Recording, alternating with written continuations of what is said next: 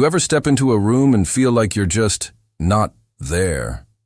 Not in some deep cosmic sense of being tiny in the universe, but literally, like your presence doesn't register to anyone around you. That's exactly what happened today. His name was Malcolm Reed, 48 years old, wildly successful, and in that moment, completely unseen. But this wasn't just any upscale hotel. It was the flagship property of a luxury chain he had created from nothing. One of those posh, velvet rope kind of places where one night could wipe out someone's paycheck. And yet there he stood, right at the reception desk, waiting, unnoticed, like a stray cat people pretend not to see. He wasn't there by accident. Malcolm had been hearing the complaints. Not a couple, but a steady drip of bad reviews pointing to this exact location. Guests treated like outsiders, staff acting superior. Rooms somehow always unavailable for certain customers. Sure, he could have handled it from his office, issued a formal memo, run an internal inspection, shuffled some policies around. But Malcolm wasn't naive. Problems like this don't disappear with buzzwords. They need to be seen. So he came in unannounced. No tailored suit, no black car, no assistant, just a man booking a room like anyone else. That's when he got a front row seat to how his brand truly operated. Behind the desk was a young woman, probably mid-20s, blonde. Name tag read Courtney. Her posture said it all. Bored and bothered. She was glued to her phone, texting, scrolling, anything but engaging with people. Malcolm stood patiently, coughed once. No reaction. Tapped the counter. Still nothing. "Excuse me," he finally said. Courtney responded with a long, dramatic sigh, the kind reserved for someone daring to interrupt your daydreams. Then slowly she glanced up, like he had just teleported in from nowhere. No, good evening, no welcome, just, yeah? Like he was a glitch in her routine. Malcolm kept his tone steady. "I've got a reservation. Malcolm Reed." She smirked slightly, turned to the computer, and began typing with the urgency of a turtle on vacation. Nope. Don't see anything." He raised an eyebrow. "You sure about that?" She didn't bother looking up, just went back to her phone like the matter was closed. That's when he realized this wasn't a mix-up. This was intentional. She saw him, chose to ignore him, decided he wasn't worth the effort.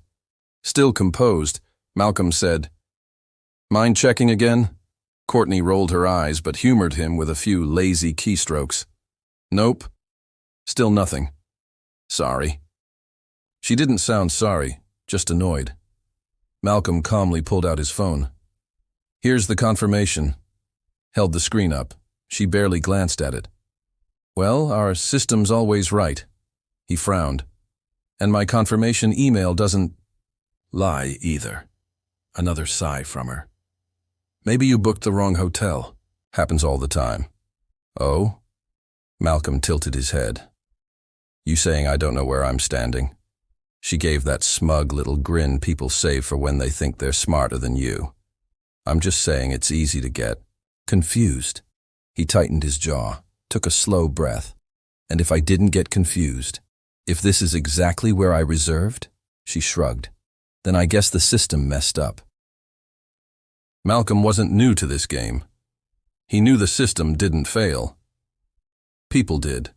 The way she dodged his gaze, the way she didn't bother to double-check, the speed with which she brushed him off. He'd seen it before. This wasn't about a system glitch. It was about him. She had made a snap decision, in 5 seconds flat, that he didn't belong there, that he didn't deserve real service. Not even a second glance. He'd lived this kind of scene before, the unspoken rule book of customer service, where some folks get all the fixes and others get silence and shrugs. Normally, Malcolm would let it go. Pick your battles, right? But not today. Today felt different. He reached into his jacket and pulled out his second phone, the one connected directly to the internal company system. Logged in, typed in his credentials, and there it was, his reservation. Booked. Confirmed. Curiosity kicked in. He opened the system log. Deleted manually. By Courtney, front desk staff. Bingo. Malcolm glanced up, eyes landing on her name tag.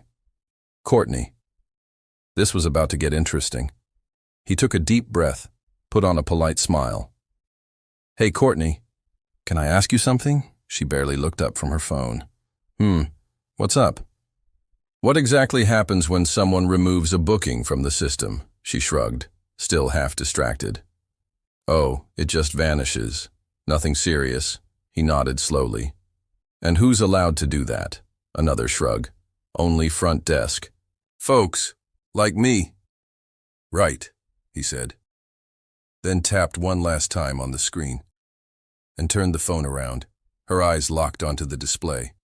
And for the first time that night, she looked truly uneasy, because there it was. Her name, right next to the action. Deleted. She swallowed, her face going pale. Malcolm leaned in, his voice a whisper. So, Courtney, why did you delete my reservation? Her mouth opened, then closed again. She had nothing. Not a single excuse ready. Malcolm grinned. Oh, this was going to be fun. He'd seen plenty in his lifetime, but this was a new kind of bold. He watched her squirm, watched her try to mentally rewind and undo what she'd just done. But there's no undo button in real life. I didn't mean, she stammered. He cut her off. Don't. Just don't.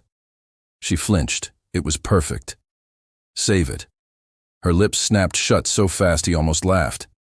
Then he stepped back, exhaled slowly, and got a grip on himself. Because, he wanted to make a scene. Let the whole overpriced lobby hear what had just gone down. But not yet. This called for precision. So he leaned casually on the counter, smiling wide. Here's what you're going to do, Courtney. She blinked. You're going to find me a room. Right now. She hesitated. He didn't blink. And just like that, her fingers began trembling across the keyboard. He could hear each wobbly keystroke. Okay, she muttered. Louder. I found a room, she said. Of course you did. She grabbed a key card and slid it across the counter, still refusing to meet his eyes. Here you go, sir. He didn't touch it. Which room? 1433. Malcolm exhaled sharply. Of course. The worst one. Courtney froze. She thought she was slick. Room 1433, right by the service elevators, next to the supply closet, with a lovely view of the overflowing dumpsters out back. Malcolm knew every square inch of this place. He had personally drawn the blueprint years ago. So yeah, he knew exactly what room 1433 meant. This wasn't coincidence. This was spite, served cold. He tilted his head toward Courtney. Do I seem like an idiot to you? She tensed up. No, of course not. Then why? He cut in. Are you trying to treat me like I don't know exactly what you just pulled? Silence. The kind that makes a room feel frozen. Other guests started picking up on the tension. A couple lounging by the fireplace looked over, pretending not to listen. One bellhop suddenly became very interested in polishing the brass on the luggage cart. Malcolm slowly picked up the room key. Thanks, Courtney. And with that, he turned on his heel and made his way toward the elevators. But oh no, this wasn't the end. Not even close. As soon as he entered the room, he dropped his bag, opened his laptop, and got to work. This wasn't just a hotel. It was his hotel, his brand, his empire, and someone had dared to treat him like just another stranger off the street. Time to dig. He opened the staff database, sifted through reports, employee reviews, guest complaints, anything linked to this location, and there she was, Courtney, everywhere, ignored guest grievances, dismissed accusations of discrimination without escalation, declined service without explanation, blamed system issues for selective cancellations. This wasn't simple incompetence, it was intentional, and it had been going on for a long time. So why was she still on payroll? Scroll, scroll, boom. There it was. The manager, Brandon Hales. A classic corporate pushover. The type who'd do anything to avoid direct conflict. Translation? Courtney had been a liability for months, but nobody had the backbone to take action. So, Malcolm decided he'd be the one to clean house. He walked calmly back through the lobby, taking his time, watching Courtney from the corner of his eye. She was still behind the desk, probably thinking she had gotten away with it. She was wrong. Without a word, he strode right past her and into the manager's office. Didn't knock.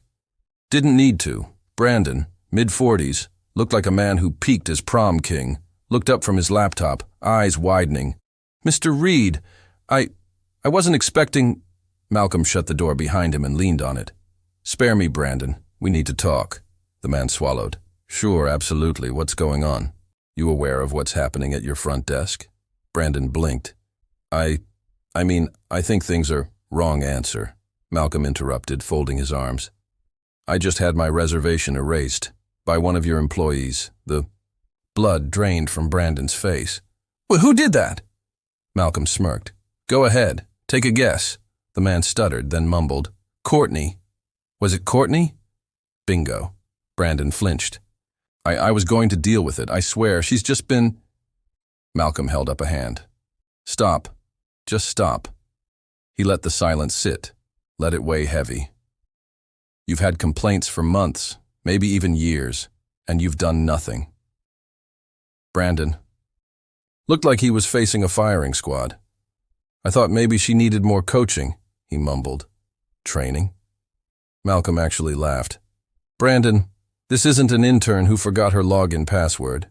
She's toxic, and she's your responsibility." The manager looked like he wanted to crawl into a floor vent.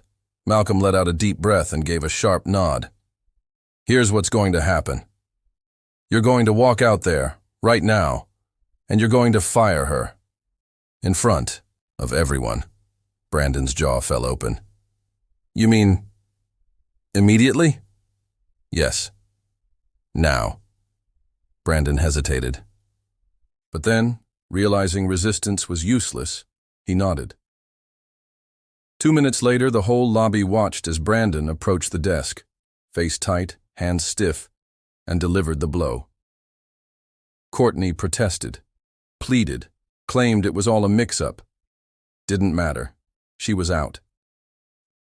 Malcolm stood off to the side, arms crossed, wearing a slow, satisfied grin. As Courtney marched toward the exit, her expression twisted with fury and embarrassment, he didn't flinch, just smiled.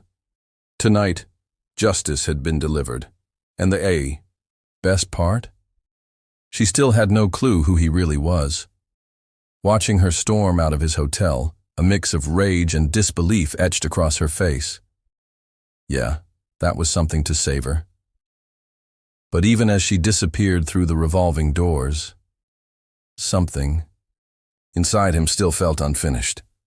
Maybe it was because she never knew how badly she had just sabotaged her own career, or maybe because firing one person wasn't enough.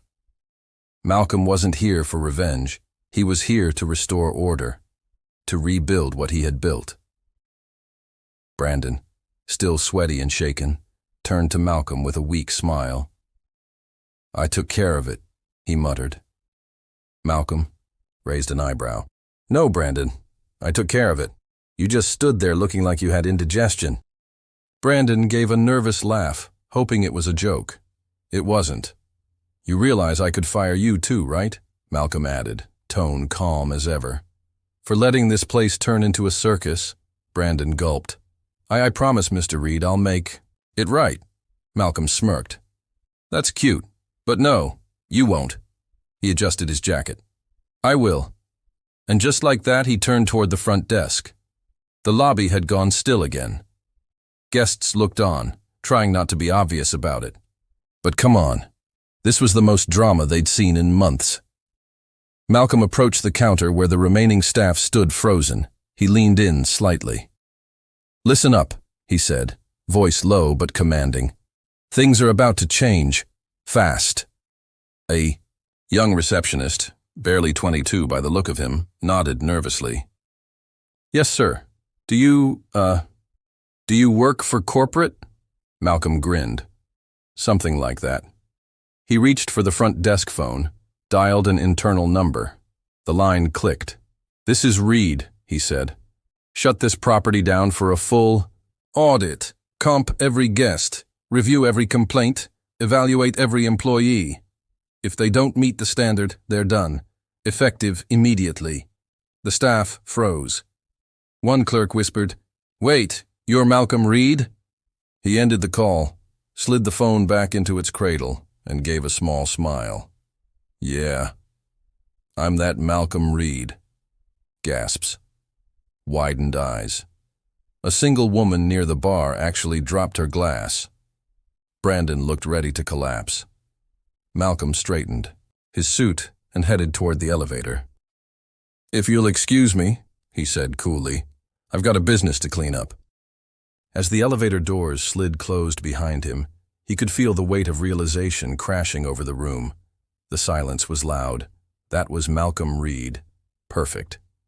By the time he reached the top floor suite, his phone was already buzzing. Corporate. The board. Maybe Brandon trying to do damage control. He ignored it all. Let them sweat. Instead, he opened his laptop and logged back into the system. First order of business. Courtney. Blacklisted. Not just terminated.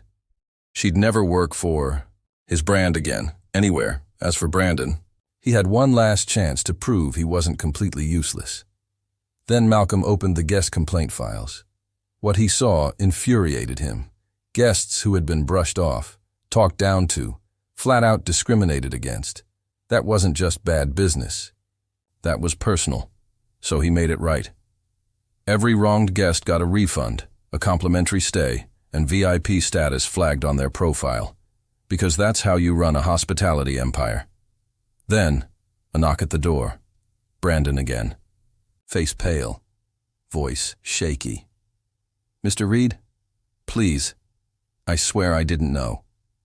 Malcolm leaned against the door frame, arms crossed. "That's the problem, Brandon. You had no idea what was happening in your own hotel." "I can fix this," Brandon stammered. "Just give me the chance." Malcolm tilted his head. "You fired Courtney?" "Yes, just like you said," Brandon replied quickly. "Good," Malcolm nodded. "Now pack your things." Brandon blinked. "Wait, what?" "You heard me. You're finished. You let rot set in and you waited until I showed up to do something."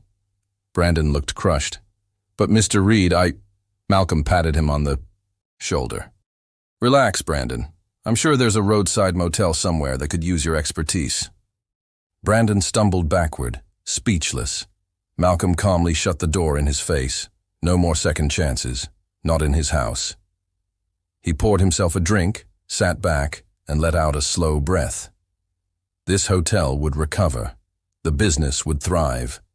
And next time some underpaid desk clerk thought they could pull a stunt like that, they'd think twice. Because now, everyone knew exactly who the hell he was.